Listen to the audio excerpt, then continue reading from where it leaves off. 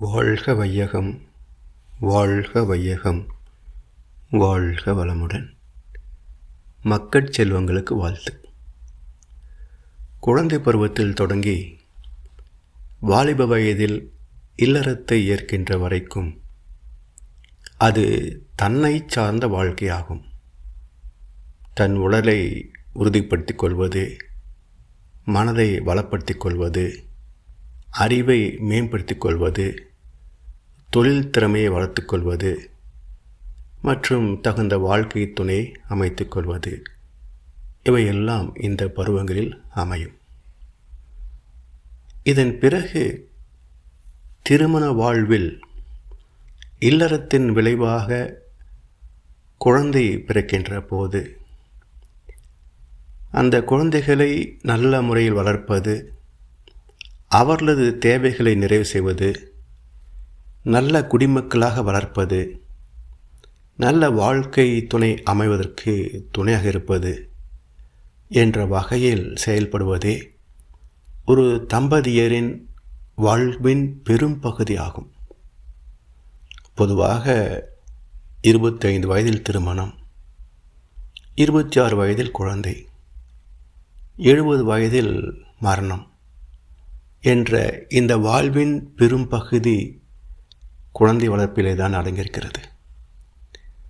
அவ்வளவு சிரமப்பட்டும் அந்த சந்ததி கொஞ்சம் சரியில்லை என்றால் தம்பதியரின் வாழ்நாள் முழுவதும் துன்பமயமான நிறைவில்லாத வாழ்க்கையாகத்தான் அமைகிறது.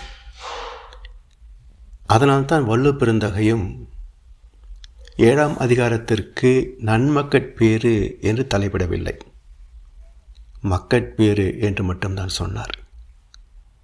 ஏனென்றால் அது நல்ல மக்களாகவும் இருக்கலாம், அல்லாததாகவும் இருக்கலாம். சிரமமில்லாத நிறைவான வாழ்க்கை அமைய நல்ல அறிவுள்ள குழந்தைகள் பிறக்க வேண்டும். அதன் மூலம் அனைத்து சுகங்களை துய்த்து நிறைவு பெறுவதும் ஆத்ம திருப்தி பெறுவதும் சாத்தியமாகும்.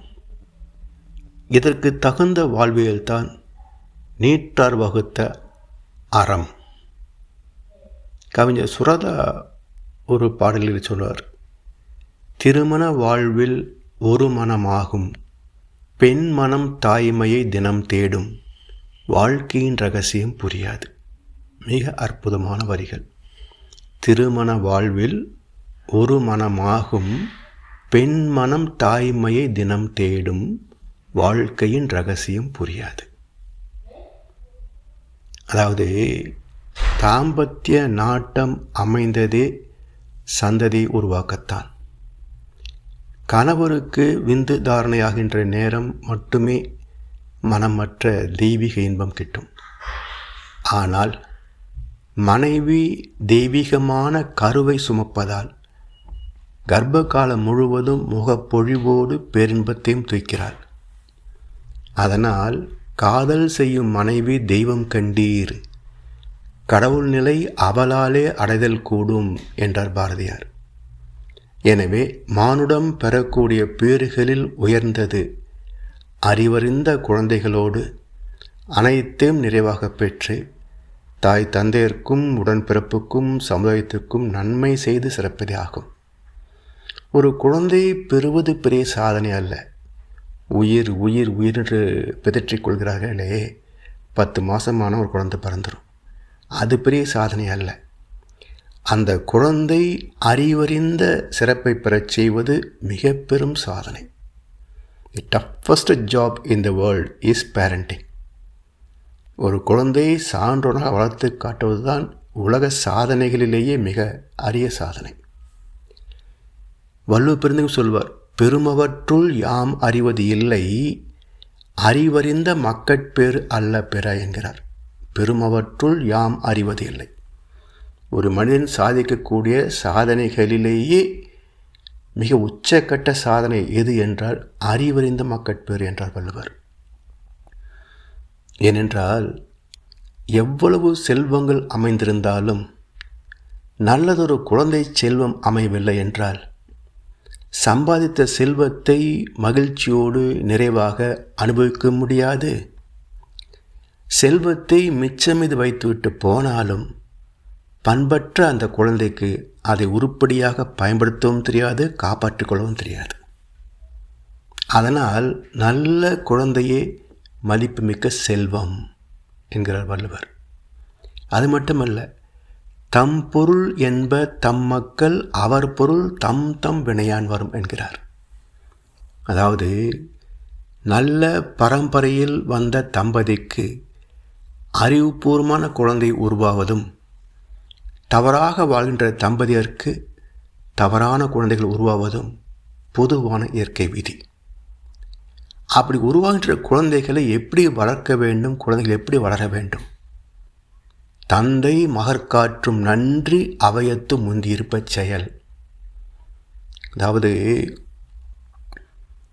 தாயின் கடமை கர்ப்ப காலத்தை ஒரு வேள்வி காலம் போல பாதுகாத்து குழந்தையை நல்ல முறையில் பிரசவிப்பது. எந்த குழந்தையும் நல்ல குழந்தையை தான் அன்னை வளர்ப்பதில்லை. அவன் நல்லவனாவதும் தீயவனாவதும் அன்னை வளர்ப்பதில்லை என்பார் கவிஞர் பூங்குன்றன். கர்ப்ப காலத்தில் அன்னை மட்டுமே வளர்க்கின்ற கடமை. பிரசவமான பிறகு தந்தை முதல் உற்றார் அனைவருமே சேர்ந்து வளர்க்கின்றோம், சமுதாயம் வளர்க்கிறது. அப்போது நல்ல முறை பிரசவித்த பிறகு அந்த குழந்தை சிறந்த குடிமகனாக தேவையான நல்ல பழக்க வழக்கங்களை பண்புகளை கொடுத்து அன்பு காட்டி அரவணைத்து அறிவுறுத்தி வளர்க்கின்ற பொறுப்பு தந்தைக்கு. அது சரி, இது தந்தை மகற்கு செய்ய வேண்டிய கடமையா அல்லது செலுத்த வேண்டிய நன்றியா? ஏனென்றால் வள்ளுவ பெருந்தகை என்ன சொல்கிறார் பாருங்க, தந்தை மகற்காற்றும் நன்றி அவையத்து முந்தியிருப்ப செயல். அப்போ தந்தை ஒரு குழந்தையை நல்ல முறையிலே வளர்ப்பது கடமையா அல்லது நன்றியா? ஆராய்ச்சிக்குரிய ஒரு வார்த்தை இது. ஏன் நன்றி என்று சொல்லியிருக்கிறார்? இதனுடைய உட்பொருள் என்ன என்று சிந்தித்து பார்த்தோம் என்றால், அவையத்து முந்தியிருப்ப செயல். எந்த துறையிலும் அவனை முதன்மை பெற்றவனாக சிறந்தவனாக வளர்ப்பது. அப்படி வளர்க்கின்ற போது அவன் பெறக்கூடிய புகழும் செல்வமும், இதில் தந்தையும் பங்கெடுக்கிறார். ஆனால் வந்த நன்மைகள் 7 பங்கு. ஏனென்றால் எந்த ஒரு செயலுக்கும் பூர்வீகம் கர்ம பலன். அப்போ 7 தலைமுறைகளின் கர்ம பலனாகத்தான் ஒரு குழந்தை சாதனையாளராக வெற்றி பெறுகிறது. அப்போது 7 பங்கு ஒரு சாதனையின் அடிப்படை. இதில் தந்தையின் உழைப்பு ஒரு பங்கு, சந்ததியின் உழைப்பு ஒரு பங்கு. மீதம் 5 பங்குக்கு யார் பொறுப்பு? நம்முடைய முன்னோர்கள். அப்போது ஒரு தந்தை பெறக்கூடிய நன்மைகளில் அவருடைய பங்கு, அதாவது சந்ததி மூலமாக ஒரு தாய் தந்தையர் பெறுகின்ற நன்மைகளில் ஒரு பங்கு தான் அவர்களுக்கு உரியதே தவிர, மற்ற 5 பங்கு முன்னோர்களுக்கு, ஒரு பங்கு சந்ததியின் சுய உழைப்புக்கும் பக்குவத்திற்கும். அப்போது 5 பங்கு இலவசமாக பெற்றோமே இந்த குழந்தை மூலமாக, அதற்கு நாம் நன்றி செலுத்த வேண்டாமா? அதனால்தான் தந்தை மகற்காற்றும் நன்றி அவையத்து முந்தியிருப்ப செயல். சரி, இதில் ஒரு குழந்தை ஒரு நிலைக்கு வருகிறது, உயர்ந்த நிலைக்கு வருகிறது, ஏதோ ஒரு துறையிலே சிறந்து விளங்குகிறது, சமுதாய கடமையாற்றுகிறது. அதில் அந்த நன்மை தனக்கு மட்டுமா? ஒரு மருத்துவரோ பொறியியல் நிபுணராகவோ ஒரு குழந்தை வளர்கிறது. அப்போ நம்முடைய மகன் ஒரு மருத்துவர் என்றால் நமக்கு மட்டும்தான் வைத்தியம் பார்ப்பாரா? அது தேவைப்படும் போது மட்டும்தானே. அப்போ தினசரி கடமை மக்களுக்காகத்தானே. அப்போது தான் தாய் தந்தைக்கு மட்டுமல்ல, தனக்கு மட்டுமல்ல, இந்த உலகுக்கும் இனிமை தருவதாய் அமைகிறது. விதைத்த ஒரு நெல்லுக்கு பல நென்மலிகளை தருகின்ற மண் மீது வாழ்கின்ற மனிதரின் ஆற்றம் இத்தகையது தான். தம்மின் தம்மக்கள் அறிவுடைமை மாநிலத்து மண்ணுவிற்கெல்லாம் இனிது என்கிறார் வள்ளுவர். அது மட்டுமல்ல, ஒரு குழந்தை வளர்ந்து வாழ்க்கையிலே பல சாதனை செய்கின்ற போது அவன் தந்தையை கடமையுணர்வோடு காப்பாற்றுகிறான் அல்லவா? நம்முடைய தாய் தந்தையை நாம் காப்பாற்றணும் சரி என்று பொறுப்போடு கவனிக்கிறாங்க இல்லையா? அப்படி கவனிக்க வேண்டும் என்ற எதிர்பார்ப்பு எல்லோரிடத்திலும் இருக்கிறது. அதாவது விலக்கு இல்லாமல் எல்லா பெற்றோர்களும் நம்முடைய சந்ததி நம்முடைய முதிர்வு காலத்திலே நம்மை கவனிக்க வேண்டும் என்ற எதிர்பார்ப்பு எல்லோருக்கும் உண்டு. நீ வளர்ந்து மரமாகி நிழல் தரும் காலம் வரை என்று கண்ணதாசன் சொன்னாரே, அது மாதிரி எதிர்பார்ப்பு எல்லோருக்கும் உண்டு.